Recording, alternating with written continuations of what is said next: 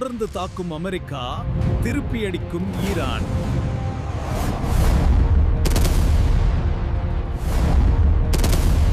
Iran மீது இஸ்ரேலும் அமெரிக்காவும் இணைந்து தொடுத்த போர் இன்னைக்கு 14வது நாளாக தொடர்ந்துட்டு இருக்கு. அமெரிக்காவினுடைய முக்கியமான விமானங்களில் ஒன்றான KC-135, அதாவது KC-135ன்னு சொல்லக்கூடிய ரீஃபியூலிங் ஏர்கிராஃப்ட், அதாவது நடுவானில் போர் விமானங்களுக்கு எரிபொருளை நடுவானத்திலேயே நிரப்பக்கூடிய இராணுவத்தினுடைய விமானம் தான் அந்த KC-135. 65 லட்சம் மில்லியன் அமெரிக்க டாலர்கள் மதிப்புள்ள அந்த விமானம் இன்று மேற்கு ஈராக் பகுதியில் விழுந்து நொறுங்கியிருக்கு. அமெரிக்கா சார்பாக சொல்லப்பட்டது அது ஒரு ஃப்ரெண்ட்லி ஸ்பேஸ், அதாவது தங்களுக்கு வேண்டிய இடத்துல தான் விழுந்திருக்கு. இது தங்களுக்கு எதிரி நாட்டுடைய தாக்குதலால் விழலை அப்படின்னு சொன்னாலும் கூட, ஆனால் ஈரான் தரப்பில் குறிப்பாக இஸ்லாமிக் ரெசிஸ்டன்ஸ் இன் ஈராக் அப்படின்னு சொல்லக்கூடிய ஈராக்கில் இருக்கக்கூடிய ஒரு ஆயுதம் ஏந்திய குழு, அது ஈரான் ஆதரவோடு இருக்கக்கூடிய குழு, அந்த குழு நாங்கள் தாக்குதல் நடத்தி தான் அந்த KC-135 விமானம் விழுந்து நொறுங்கியது, அதில் தான் 4 பேர் அமெரிக்காவினுடைய விமானப்பட வீரர்கள் கொல்லப்பட்டாங்க அப்படின்னு சொல்லி அவங்க கிளைம் பண்ணியிருக்காங்க. அதே போல் ஒரு முக்கியமான இன்னொரு விஷயம் என்னன்னா, அமெரிக்காவினுடைய முக்கிய போர் விமானங்களை ஏந்தி செல்லக்கூடிய கப்பலான aircraft carrier USS Abraham Lincoln, அதன் மீது தாக்குதல் நடத்தியதா ஈரான் சொல்லியிருக்காங்க. ஆனால் அது ஈரான் நடத்திய தாக்குதல் நடக்கிறதுனால ஆகலை, அதில் சில பிரச்சனைகள் இருந்தது அப்படின்னு சொல்லியிருக்காங்க. அதுபோல் தாக்குதல்கள்லாம் நடத்தப்படலைன்னு சொல்லி அமெரிக்கா பதில் சொல்லியிருக்கு.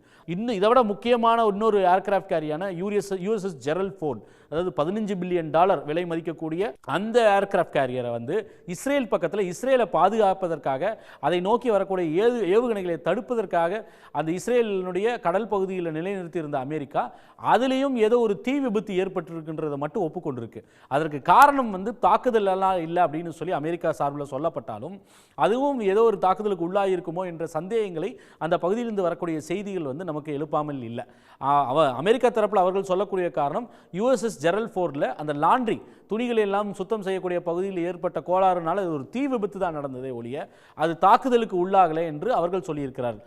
இதே போல இன்று ஈரான் தொடர்ந்து இஸ்ரேலில் இருக்கக்கூடிய முக்கிய நகரங்கள், ஈரானும் சரி இல்லை அண்டை நாடான லெபனானில் இருக்கக்கூடிய ஹிஸ்புல்லா ஆயுதம் ஏந்திய குழு, அவர்களும் தொடர்ந்து தாக்குதல் நடத்திட்டு இருக்காங்க. அப்படி ஹிஸ்புல்லா நடத்திய தாக்குதலில் இன்று குறிப்பிட்ட சொல்லணும்னா, நம்ம கலிலின்ற பகுதியில் அங்கே இஸ்ரேலோட இராணுவத்திற்கு வேண்டிய பகுதிகளில் குறிவச்சு தாக்குதல் நடத்தல 80 பேருக்கு மேல் காயமடைஞ்சிருக்காங்கன்றத இஸ்ரேலிருந்து வரக்கூடிய செய்திகளே கன்ஃபார்ம் பண்ணுறது.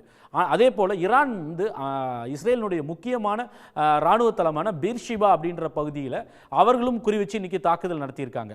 சில நாட்களுக்கு முன்பு தான் ஹிஸ்புல்லா குறிவைத்து தாக்குதல் நடத்தியது ஹைஃபான்ற இடத்துல. ஹைஃபான்றது அங்கே இருக்கக்கூடிய முக்கியமான ஒரு நகரங்களில் ஒன்று, இஸ்ரேலுடைய முக்கியமான நகரங்களில் ஒன்று.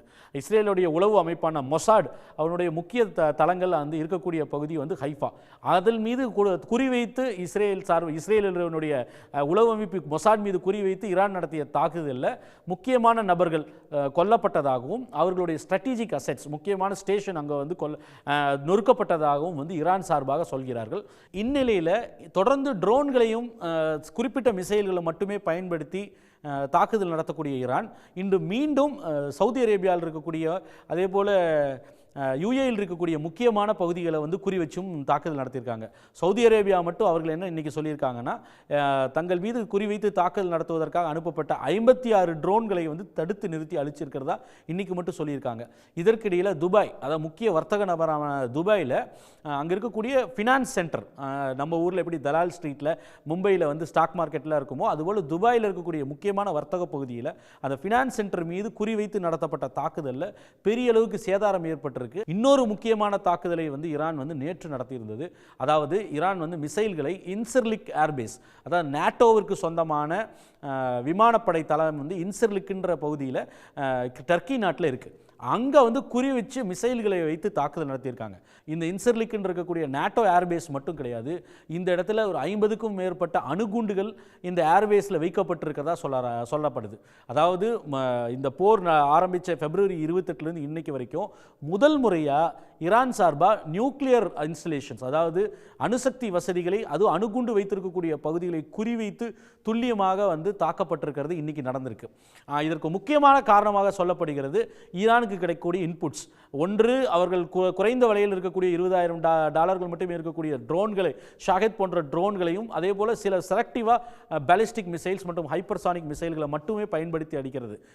குறிப்பிட்ட நேரங்களில் அமெரிக்காவினுடைய இஸ்ரேலினுடைய அயன் டோமிங், அதாவது பாதுகாப்பு வளையத்தை மீறி, அந்த தாட் பாதுகாப்பு வளையத்தை எல்லாம் மீறி வந்து தாக்குதல் நடத்துவது மட்டும் இல்லாமல், இந்த அணுசக்தி மையங்களை குறி வச்சு தாக்குதல் நடத்துவதற்கு இல்லை எங்கெல்லாம் வந்து அமெரிக்க இராணுவம் மற்றும் நேவல் ஏர்பேஸ், அதே மொசாட் எங்கெல்லாம் பதுங்கி இருக்குது என்று துல்லியமாக அடிப்பதற்கு முக்கியமான இன்னொரு காரணம் சைனாவினுடைய உதவி என்று சொல்லப்படுகிறது. சைனாவுடைய ஜாலிங் அப்படின்னு சொல்லக்கூடிய ஒரு கப்பல் வந்து அந்த பகுதியில், அந்த வளைகுடா பகுதியில் நிலைநிறுத்தப்பட்டிருக்கு. அது சைனாவினுடைய முக்கியமான உளவு கப்பல். அந்த கப்பலில் இருந்து சர்வேலன்ஸ் மூலமாக உளவு கண்காணிப்பு செஞ்சு ஈரானுக்கு சைனா கொடுக்கக்கூடிய தகவலை வச்சு தான் துல்லியமாக இந்த தாக்குதல் நடத்துகிறாங்க அப்படின்னும் சொல்லப்படுது. அதற்கு இன்னொரு முக்கியமான காரணம், இந்த துல்லிய தாக்குதல்களில் அமெரிக்கா மற்றும் இஸ்ரேலுடைய ரடார் வசதிகள், முக்கியமான ரடார் வசதிகள் எங்கெங்கெல்லாம் இருக்கோ அதை குறிவைத்து அழிச்சிருக்கு ஈரான்.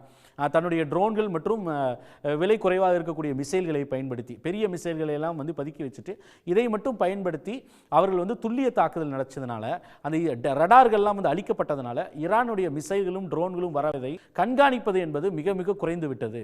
அந்த கண்காணிப்பு வளையம், அந்த கேடயம் என்பது தகர்க்கப்பட்டு விட்டது. அதனால் ஈரானிலிருந்து வரக்கூடிய மிசைல்களையும் ட்ரோன்களையும் தடுப்பதில் பெரும் சிரமம் இருக்கு.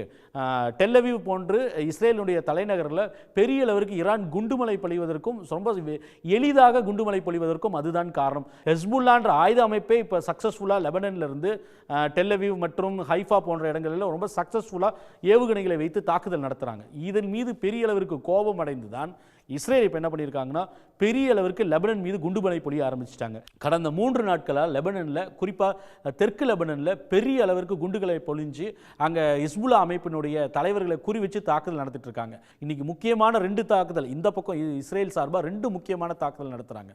ஒன்று லெபனன் மீது தொடர்ந்து குண்டுமலை பொழிகிறது, இன்னொன்று டெஹ்ரான் ஈரான் தலைநகரான டெஹ்ரானில் அல் குத்ஸ் டேன்னு சொல்லக்கூடிய நாளில் வந்து தாக்குதல் நடத்துகிறாங்க. அதாவது அல் குத்ஸ் டே என்பது என்னன்னா, ஜெருசலம் டேன்னு சொல்லுவாங்க. அல் குத்ஸ் டே அப்படின்றது ரம்ஜான் மாதத்தினுடைய கடைசி வெள்ளிக்கிழமையில் ஈரானில் கடைபிடிக்கப்படுகிறது தான் இந்த அல் குத்ஸ் டேன்னு சொல்லக்கூடிய ஜெருசலம் டே. அதாவது பாலஸ்தீனத்துக்கு ஆதரவு தெரிவிக்கும் விதமாகவும் ஜெருசலத்தை வந்து இஸ்ரேல் ஆக்கிரமிச்சிருக்கிறத கண்டித்து எடுக்கக்கூடிய ஒரு நாள் தான் வந்து அந்த அல் குத்ஸ் டே. அன்னைக்கு அதற்கு பேரணியாக மக்கள், பெரிய அளவிற்கு பல ஆயிரக்கணக்கான மக்கள் தலைநகர் டெஹ்ரானில் இஸ்ரேல் குண்டுமலை பொழிவதையும் தாண்டி இஸ்ரேல் அமெரிக்காவுடைய போரையும் பொருட்படுத்தாமல் தலைநகரில் வந்து பேரணியாகவே நீங்கி போயிருக்காங்க. அதில் என்ன பெரிய வேடிக்கைன்னா, அந்த பேரணியில் ஈரானுடைய வெளிநாட்டு அமைச்சர்னு சொல்லக்கூடிய, வெளியுறவுத்துறை அமைச்சர்னு சொல்லக்கூடிய அப்பாஸ் அராக்சி, நாங்கள் வந்து அடிபணிய மாட்டோம்னு எல்லாம் பெரிய பேட்டிகளை கொடுத்துட்டு இருக்காரு. அவர் வெளிப்படையாக மக்களோடு மக்களாக இன்னைக்கு அந்த பேரணியிலேயே கலந்து கொண்டு இருக்கார். அதே போல் குறிப்பாக கட்டார் இன்று இஸ்ரேல் வந்து லெபனன் மீது தொடுத்த தாக்குதலை கண்டனம் தான் செஞ்சுருக்காங்க. அது மட்டும் இல்லை, ஏற்கனவே சவுதி அரேபியாவோ இல்லை UAE தரப்பில் அவர்கள் சொல்லக்கூடியது என்னென்னா, இது எங்களுடைய போர் கிடையாது, அது மட்டும் இல்லை எங்களில் மீது நடத்தப்போகிற தாக்குதலை நிறுத்துவதற்கு எந்த முயற்சியும் வந்து அமெரிக்காவும் எடுக்கலை, அவர் தடுத்தும் நிறுத்தலை. இது எங்களுடைய போர் இல்லை, இது அமெரிக்காவுக்கும் இஸ்ரேலுக்கும் ஈரானுக்குமான போர், இந்த போரில் நாங்கள் பங்கு பெற விரும்பவில்லை என்றதை ரொம்ப திட்டவட்டமாக சொல்லிட்டாங்க. மேலும் வந்து ஹார்மோஸ் நீரிணைன்னு சொல்லக்கூடிய அந்த ஸ்ட்ரெயிட் ஆஃப் ஹார்மோஸில் கப்பல்கள், எண்ணெய் கப்பல்கள் போக்குவரத்து முற்றிலுமாக நிறுத்தப்பட்டிருக்குன்னு கூட நம்ம சொல்லலாம். ஈரானுக்கு வேண்டிய நாடுகள், இல்லை குறிப்பாக சைனாவோ இல்லை ஈரான் அனுமதிக்கக்கூடிய கப்பல்கள் மட்டுமே வந்து போயிட்டுருக்கு.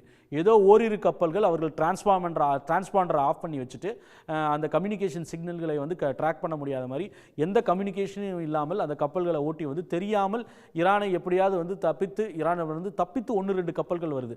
அதுபோல் ஒரு கப்பல் தான் வந்து இந்தியாவிலையும் நேற்று வந்திருந்தது, 1,35,000 டன் கச்சா எண்ணெய் ஏற்றிட்டு. இதுபோல் 1-2 கப்பல்கள் ஏதோ வந்து ஈரான் கண்ணில் 1-2 கப்பல்கள் மண்ணை தூவிட்டு வருதே ஒழிய பெரும்பான்மையான கப்பல்கள் வர்றதில்லை. இந்த சூழ்நிலையில் தொடர்ந்து இந்த விலை அதிகரிச்சுட்டு வருவதனால ரஷ்யாவிடமிருந்து கச்சா எண்ணெய் வாங்குவதை பல நாடுகள் அதிகரிச்சிருக்காங்க. நமக்கு ஃபினான்ஷியல் டைம்ஸ் என்ற முன்னணி வர்த்தக நாளிதழ் வெளியிட்டிருக்கக்கூடிய செய்திப்படியே பார்த்தீங்கன்னா, ஏறக்குறைய ஒரு நாளைக்கு $150 மில்லியன் அமெரிக்க டாலர் அளவிற்கு அந்த ஆயிலில் கிடைக்கக்கூடிய ரெவன்யூவில் மட்டும், டேக்ஸ் ரெவன்யூவில் மட்டுமே வந்து ரஷ்யா வந்து பணம் பண்ணியிருக்கு. கடந்த 2 வாரங்களில் மட்டுமே ஒரு நாளைக்கு $150 மில்லியன். அந்த அளவிற்கு கச்சா எண்ணெயை வந்து கடந்த 10 நாட்களில் மட்டுமே ரஷ்யா வித்துக்கிட்டு இருக்கு இதை பயன்படுத்தி. அதேபோல் கடைசியாக ரஷ்யாவிடமிருந்து S-500 ரக இன்டர்செப்ஷன் சிஸ்டம், அதாவது ஏவுகணைகள் வந்து தாக்குதல் நடத்தும் போது அதை தடித்து அழிக்கக்கூடிய S-500, இந்தியா கூட S-400 வைத்திருந்தது வாங்கி இருந்தது ரஷ்யா கிட்ட. அந்த மாதிரி S-500 ரக டிஃபென்ஸ் சிஸ்டம் ஏவுகணை தாக்குதலை வந்து தன்னை பாதுகாப்பதற்காக ரஷ்யாவிலிருந்து வாங்குறாங்க. அதே போல் Su-57 சொல்லக்கூடிய உயர்தர ரொம்ப அட்வான்ஸ்டு போர் விமானங்களையும் வந்து ரஷ்யாவிடமிருந்து பெற்று ஈரான் வந்து ரொம்ப வெற்றிகரமாக பயன்படுத்துகிறார்கள் என்று செய்திகளும் வந்துகிட்டு இருக்கு. அப்போது ஈரானுடைய 20,000 பவுண்டு $20,000 ட்ரோன்களையும் குறைந்த விலையில் இருக்கக்கூடிய மிசைல்களையும் தடுப்பதற்காக பல கோடி ரூபாய், 3 மில்லியன் 4 மில்லியன் டாலருக்கு அளவிற்கு ஒரு மிசைல் செலவாகும்.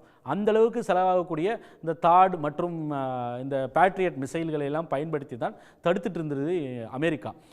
நாம் ஏற்கனவே வந்து செய்தி கூட சன் நியூஸில் வெளியிட்டிருந்தோம். முதல் 2 நாட்களில் மட்டுமே வந்து 51,000 கோடிக்கு குண்டுகளை வந்து அமெரிக்கா பொழிஞ்சிருக்கு அவர்கள் மீது, ஈரான் மீது. கடந்த 10 நாளில் வந்து பல $50 பில்லியன் மேலாக வந்து அவர்கள் செலவு செய்து விட்டார்கள் என்று அங்கிருந்து வரக்கூடிய செய்திகள் நமக்கு தெரியுது. ஏறக்குறைய 1 லட்சம் கோடிக்கும் மேல், குறைந்தது ஒரு கன்சர்வேட்டிவ் எஸ்டிமேட்டில் குறைந்தது 1 லட்சம் கோடிக்கும் மேல் கடந்த 10 நாட்களில் மட்டுமே வந்து அமெரிக்கா செலவு செய்து குண்டுகளை பொழிஞ்சிருக்கு. இதனால் அந்த நாட்டிலேயே இத்தனை பணத்தை வந்து தேவையில்லாத ஒரு போர், எந்த காரணத்திற்காக ஒரு போர்னு போனாங்களோ அதுவே முழுமையாக செயல்படுத்த முடியாமல் வந்து ஒரு வீண் விரயம் ஆயிட்டு இருக்கு மக்கள் பணம் என்று அந்த அமெரிக்க நாட்டிலேயே ஒரு பெரிய அதிருப்தியும் வர ஆரம்பிச்சிருச்சு. தொடர்ந்து தாக்கும் அமெரிக்கா, திருப்பி அடிக்கும் ஈரான்.